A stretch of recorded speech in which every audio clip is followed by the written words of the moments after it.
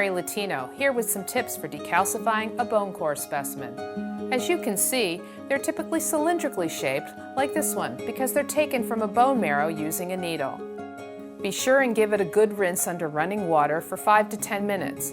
After that, it's ready for decalcification. So start by pouring your decalcifying solution into a beaker.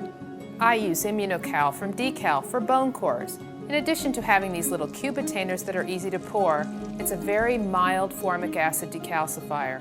A bone core specimen is one of those instances when you want to use a gentle decalcifying solution, not necessarily a stronger or faster one. Because if you don't, you can end up with slides that look like this, where all the immunohistochemical markers you're testing for have been destroyed. Our lab stocks 3 different decalcification solutions from Dekal, so we can always choose the right one based on the type of tissue or bone to be sectioned, type of staining to be performed, and how quickly it needs to be done.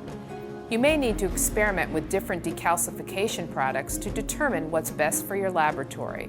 Your staining and processing procedures are specific for your lab, and your decalcification methods should be as well.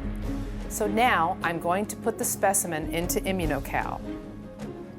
I use a magnetic stirrer with a bar that constantly spins. It keeps the solution moving so more ions make contact with the specimen, which speeds up the process.